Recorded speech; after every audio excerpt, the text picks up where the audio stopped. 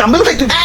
হালাই আমি গরমের ভিতরে জিম করাইতাছি পুষ্টিকর খাবার দেওয়ার নাম নাই প্রোটিন পাউডার খাওয়া খাওয়া কি কষ্টটাই না করাইতাছি এই কি বিড়বিড় করো ভালো করে বুক ডাউন দাও কুরবানির ঈদ আইসা গেছে এখনো শরীরে গোস্তর খবর নাই এই বডি নিয়ে হাঁটে গেলে কাস্টমাররা দাম কইবো দাও দাও বুক ডাউন দাও ওই গোস্ত পাইবা কই সারা বছর খাওয়াইছো তো খালি শুকনা খের খের খাইয়া পাইছা সেটাই তো বেশি ঘাসের খবর নাই ভুসির খবর নাই ঠিক কইছেন ভাই শুকনা খের খাইয়া আমার তো কষা হয়ে গেছে আমারে কি তোমরা বলদ খামারি পাইছো যে সারা বছর ঘাস ভুসি খাওয়াই খাওয়াই নিজের পকেট ফাঁকা করবো আবার বিক্রি করবার যাও কুইতা কুইতা লাভ করবো আমি না মানব সেবা না পুরো সেবা করতে আহি নাই লাভ করতে আইছি না বেশি সময় নাই এই যে নাও সারা বছর ঘাস ভুসির পাওয়া একবারে নাও চিরা মশা কামড়তেছে রে গরু মশা ভাই এটা মশা না এটা হলো গরু মোটা বানানোর ইনজেকশন এইবার ঠিক আছে এইবার ভালো দাম পাওয়া যাবো তাই হাড়ে যে গোড়া বেচাই ওরে বাপুরে ইয়া সাতা কইতাছ ইয়া মেম্বার আমি না তুমি সরি মেম্বার সাহেব আমি হইলাম এই এলাকার একজন গণ্যমান্য ব্যক্তি মান সম্মান ধরে রাখবো না ইয়া নিয়ে পরিবার সবচেয়ে দামি গরুটাই কোরবানি দিব ইয়া টাকা পয়সা কিছু না ইয়া মান সম্মানটাই হলো বড় আরে সবচেয়ে মন মরে রয়েছে খেলা এমন মন মরে থাকলে কাস্টমার হইব যাবর কাটো পেটে কিছু থাকলে তো যাবর কাটো ফুলাইছো তো ইনজেকশন দিয়ে আমি ইনজেকশন মুখে না চাবাম না এই যে নাও সেন্টার ফুট নাও যাবর কাটো ওরে বাপুরে ইয়া গরু তো ভালোই মোটা দাদা হইছে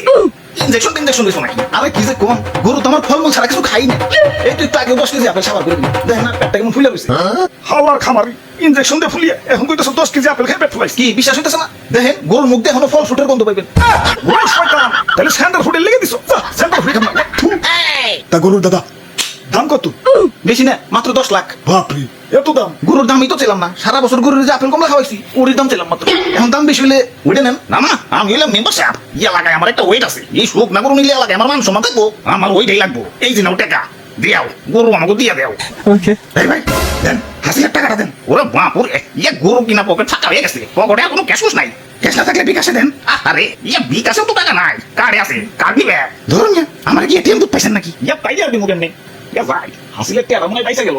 আরে মেম্বার সাহেব কার্ড থেকেও তো বিকাশে টাকা ঢোকান যায় প্রথমে বিকাশ অ্যাপে লগ ইন করে অ্যাড মানিতে যান কার্ড তো বিকাশ সিলেক্ট করে ভিসাতে ট্যাপ করেন যেহেতু আপনার ভিসা কার্ড আপনার বিকাশ অ্যাকাউন্ট সিলেক্ট করে টাকার পরিমাণ দেন তারপর আপনার কার্ড স্ক্যান করে তথ্য আপডেট করে ফোনে আসা ওটিপি সাবমিট করেন ব্যাস অ্যাড মানি হয়ে গেল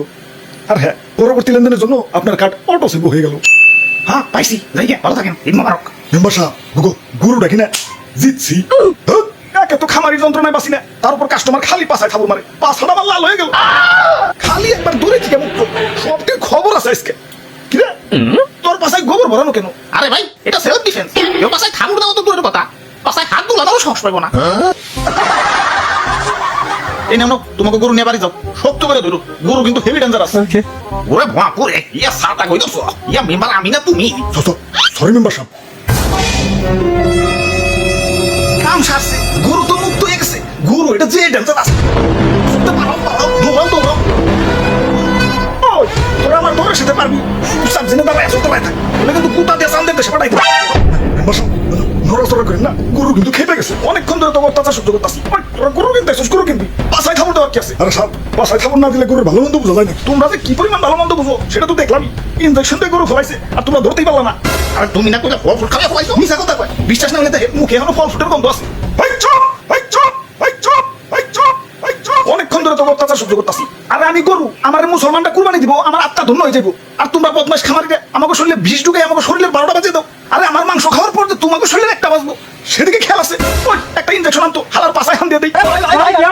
দুষ্টু খামারি আমার টাকা ফেরত দেও ওই তোমরাও দোয়া তুলসী পাতা না দেন নাম্বারে করে কেমনে জানি করে টাকা মাইছো এলাকায় খুব সম্মানী ব্যক্তি হয়ে গেছো কুরবানি দিবে বাবার লোক দেখানো আল্লাহর দরবারে পৌঁছাবো কিনা সন্দেহ আচ্ছা না পৌঁছাইবো গরিব মিসকিনের কাছে তো পৌঁছাইতো এখন 10 লাখ 20 লাখ টাকা দিয়েছে ফার্মের পোল্ট্রি গরু কিনতেছো এত তো গরিব মিসকিনের হক নষ্ট হইতেছে এগুলোর ভিতরে কষ্ট পাইবে ফুল আইছে তো ইনজেকশন দিয়ে